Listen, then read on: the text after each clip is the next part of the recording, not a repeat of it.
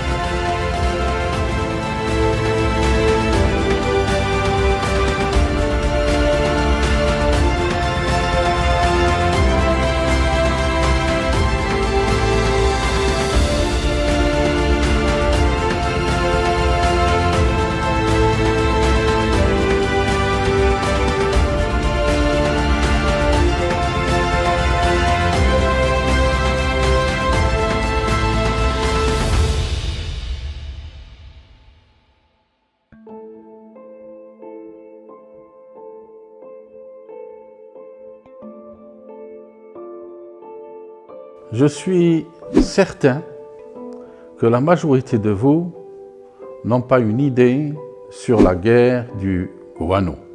Cette guerre qui opposa l'Espagne au Pérou et au Chili. Comment se fait-il que des excréments d'oiseaux puissent être à l'origine d'une guerre? En fait, le guano, cet excrément d'oiseau qui est un fertilisant en fait pour l'agriculture. Les Européens, vers la mi du 19e siècle, ont constaté que cet excrément était d'une grande importance pour l'agriculture. Et c'est ainsi que, voulant s'accaparer cette richesse qui était de le même ordre que le tabac et le sucre, les Espagnols vont envahir l'île de Chincha, d'accord, ce sont 3 îles du Pérou, pour s'accaparer donc cette richesse du guano. Il faut savoir que le Pérou, entre 1860 et 1880, a exporté plus de 500 millions de tonnes de guano, ce qui équivaut aujourd'hui à peu près à 14 milliards de dinars. C'est exceptionnel comment des excréments d'oiseaux ont pu enrichir un pays. Il faut savoir que ce guano, qui est un fertilisant pour l'agriculture, est aussi important pour la biodiversité des poissons. En fait, ces excréments d'oiseaux fertilisent aussi le phytoplancton. Et s'il arrivait que ces excréments ne puissent plus être là, un tiers donc de ces espèces de poissons coraux disparaîtraient. À cet effet, le président américain Millard Fillmore avait déclaré au Congrès qu'il fallait absolument s'accaparer cette richesse qui est le guano pour l'intérêt du pays. Et quelque temps après, ils décidèrent et décrètent au Congrès qu'il fallait s'accaparer de 200 îles dans le Pacifique pour pouvoir eux aussi produire du guano. Vous voyez, c'est quelque chose d'extraordinaire. Et puis, par la suite, il faut savoir qu'il y a eu une guerre ensuite entre le Pérou et le Chili. Parce que pourquoi entre le Pérou et le Chili et la Bolivie encore? Parce que les Chiliens produisaient le salpêtre, un nitrate qui était important aussi pour la production de ces engrais. Et c'est ainsi que toute cette histoire autour du guano et des excréments d'oiseaux, d'accord, était à l'origine de plusieurs conflits dans les îles du Pacifique, jusqu'à ce que, un jour, un génie de la chimie puisse trouver le miracle de l'agriculture, il venait de découvrir comment transformer cet azote gazeux qui constitue 80% de l'atmosphère, d'accord, en un azote qui pouvait être utilisé par l'agriculture, c'est-à-dire la transformation de cet azote en ammoniac. L'ammoniac nécessaire pour la production d'engrais et ainsi sauver l'humanité et produire plus pour l'agriculture et pouvoir contribuer donc à nourrir l'humanité par cette extraordinaire avancée dans la chimie. Ce génie, ce brillant chimiste, c'est Fritz Haber. Mais Fritz Haber, c'est aussi une histoire controversée. Parfois ange, parfois démon. Je pourrais dire que Fritz Haber est mi-ange, mi-démon. C'est cette histoire de Fritz Haber que nous allons voir aujourd'hui. Fritz Haber entama ses études ayant comme professeur Van Helmholtz, celui qui a mis au point l'ophtalmoscope pour pouvoir expertiser la rétine. Il a aussi eu comme professeur Van Hofmann. Van Hofmann, que vous connaissez tous aussi, est un scientifique qui a pu aussi mettre au point le premier colorant synthétique, la movéine, avec son étudiant Perkin. En fait, Perkin recherchait à synthétiser un médicament du genre la quinine pour pouvoir traiter le malaria. Et accidentellement, ils purent découvrir ce colorant synthétique, la movéine. La reine d'Angleterre, Victoria, lors d'une exhibition royale, s'est vêtue d'une robe de soie colorée à la couleur de la movéine. Ensuite, on a continué à travailler sur ces colorants industriels, ces colorants synthétiques, et accidentellement, en faisant des études sur les colorants, on venait de découvrir les médicaments pour la chimiothérapie. La chimiothérapie a été découverte accidentellement en faisant des études sur les colorants chimiques. Ensuite, Fritz Haber est revenu à Berlin pour faire une thèse de doctorat sous la supervision de Bunsen. Bunsen que vous connaissez tous, qui a mis au point le fameux bec de Bunsen et qui avait aussi découvert des éléments du tableau périodique, le césium, le thallium, l'indium, entre autres. Et en 1891, il soutena sa thèse de doctorat en chimie organique. Et il devena professeur à l'université de Karlsruhe jusqu'à 1911. Fritz Haber voulut à tout prix trouver le moyen de transformer l'azote gazeux, d'accord, pour produire de l'ammoniac, c'est-à-dire utiliser cet azote atmosphérique et en le combinant avec de l'hydrogène, pouvoir découvrir et trouver pour la première fois l'ammoniac. En fait, Fritz Haber, en 1909, a pu découvrir comment produire de l'ammoniac à partir de l'azote gazeux.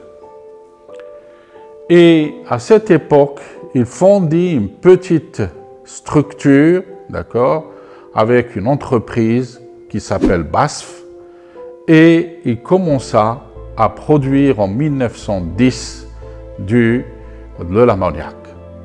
Plus tard, Bosch, un Allemand aussi, qui travaillait dans cette industrie BASF, put développer une structure industrielle pour pouvoir produire industriellement de l'ammoniac. En 1911, Fritz Haber a construit un institut qui s'appelle l'Institut Wilhelm. qui est dédié donc à la chimie organique. Et donc Fritz Haber, d'accord, à cette époque, était un patriote allemand.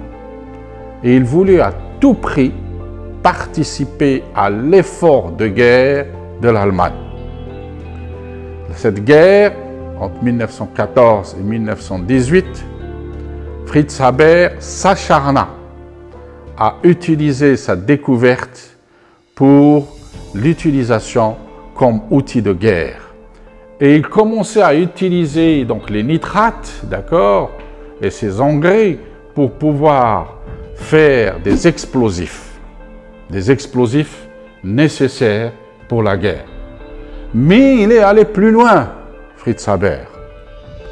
Il commença à développer des gaz de combat. Et il assista en 1915 à une des plus grandes tueries au monde, puisque la bataille de Ypres, il utilisa ces gaz qu'il avait développés, d'accord, et lors de l'utilisation de ces gaz, 10 000 personnes sont mortes à cause de Fritz Haber et de sa découverte. Alors, je vous pose la question, ce Fritz Haber est-il un ange ou est-il un démon? Par la suite, la consécration est venue. Comment se fait-il qu'un homme a une histoire aussi controversée? En 1919, il obtient le prix Nobel de chimie. Ça a été une tollée générale dans le monde de la science et dans le monde de la diplomatie. Les Français et les Anglais boycottèrent même la cérémonie de remise de ce prix Nobel. Et il fallait que l'Académie des sciences de Suède justifie ce choix. Justifie ce choix. Je le dis bien, justifie ce choix. Plus tard, après la guerre, Fritz Haber fut aussi l'instigateur de quelque chose qui n'était pas aussi humble pour un prix Nobel, puisqu'il, avec une industrie qui s'appelle Hagen, ils développèrent des pesticides et le fameux Zyklon B. Donc Fritz Haber, avec tout son génie, toute cette contribution pour l'humanité à travers la découverte des engrais, a aussi développé des choses qui ne sont pas bonnes. Il faut savoir que Fritz Haber était marié avec Himmler. Himmler est l'une des premières chimistes femmes à avoir obtenu un doctorat en chimie. Mais malheureusement, à cette époque-là, au XIXe siècle, une femme n'était pas autorisée à enseigner et faire de la recherche en Allemagne. Puisqu'à chaque fois qu'elle découvrait quelque chose, on pensait que c'était son mari, Fritz Haber, qui lui avait chuchoté à l'oreille ce qu'elle devait dire. Himmler, sa femme de Fritz Haber, était contre le fait que son mari puisse utiliser ses inventions pour la guerre. Mais Fritz Haber lui disait « Un savant est au service de l'humanité en temps de paix et au service de son pays en temps de guerre. » Après la bataille de Ypres, où 10 000 personnes sont décédées à cause de Fritz Haber, Himmler se suicida d'une balle dans la tête avec le pistolet de son mari. Un destin terrible de cette famille, et elle mourut dans les bras de son fils. Fritz Haber continua à faire ses travaux de recherche jusqu'à ce que les nazis prennent le pouvoir. Et vous savez tous, les nazis ne voulaient pas des juifs. Et Fritz Haber était un juif. Un fonctionnaire juif ne pouvait pas travailler pendant le Reich. Max Planck voulut défendre Fritz Haber et aller même voir Hitler pour la cause de Fritz Haber, pour le garder en tant que fonctionnaire allemand. Mais Hitler refusa. Il a même dit à Max Planck, si la science était détenue par les Juifs, l'Allemagne s'en passera de la science pendant quelques années. Dans un désarroi total, Fritz Haber quitta l'Allemagne en 1934 en allant vers la Grande-Bretagne. Mais sur son chemin qui le mena en Grande-Bretagne, il mourut dans une chambre d'hôtel à Zurich. Quel destin! Un destin d'un homme qui a contribué à ce que l'humanité puisse encore survivre grâce à l'agriculture et à la découverte des engrais, d'une part, et d'autre part, cet homme qui a participé à l'effort de guerre des Allemands, que vous le savez, que même après la Première Guerre mondiale, c'est-à-dire après la défaite des Allemands, Fritz Haber voulut transformer l'eau de mer en or pour contribuer à l'effort de guerre selon le traité de Versailles. Alors, je vous pose cette question. Comment voyez-vous cette histoire controversée de Fritz Haber? Est-il un ange ou est-il un démon? Je vous laisse votre appréciation sur ce sujet. Voilà, donc c'était la fin de cet épisode. Nous allons voir par la suite un autre épisode et je vous dis à la prochaine.